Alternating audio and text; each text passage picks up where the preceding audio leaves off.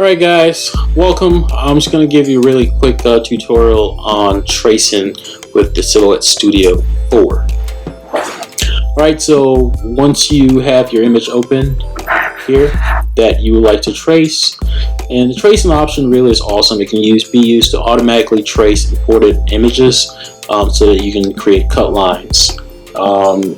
It's really hard to guarantee the quality of the lines, so sometimes you might have to get in there and fix it, and that's something I'll touch on. I'll touch on a later tutorial. But once you have the image opened, you may then open the tracing options and select on trace area. So our image is this little Reddit logo, and let's go ahead and delete that.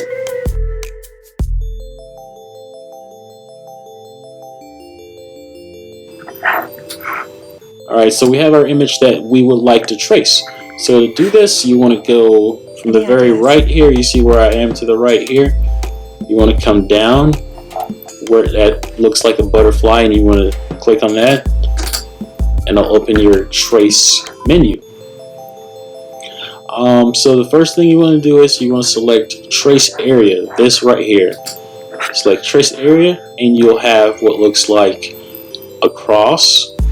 And so then you will draw that over where you want to trace. The cool thing about this is that once you do it, it's not permanent, so you can move this around, make it big, make it small, and then you'll have what your trace area, you have a preview of what it's going to look like.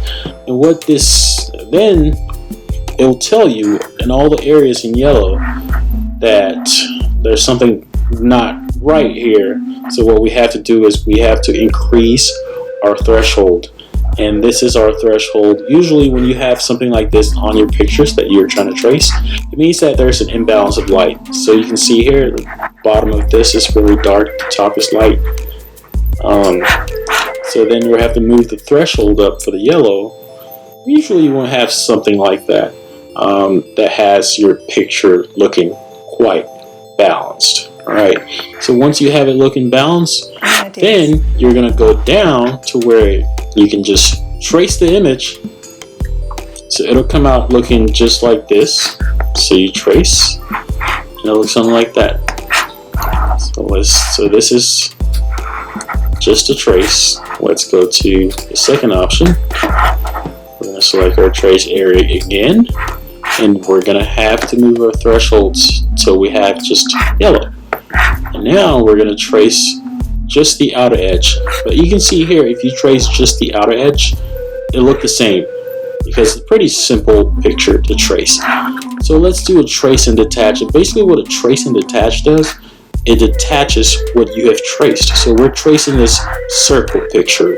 If you were tracing like something like a lion's head in another picture, it'll trace it and then it'll detach the lion's head from the original picture. So we're going to trace and detach here, and we'll move that. You see how perfect that circle is? It has detached the circle from the square. Alright, so that's it. You have it there for your tracing options. And so once you have this image traced, the next thing you'd want to do is you'd want to send it if you wanted to. So then you select your image, you select what sort of material you want to use, select cut it, and then you never ever forget to move that down to about a 2 or so. Usually what I do is I'll select it all, put it in 2, press enter. Speed is pretty decent for 4. And then you hit send, but I'm not going to hit send because I just wanted to show you guys exactly how to do this tutorial. And that's, ladies and gentlemen, is how you trace an image in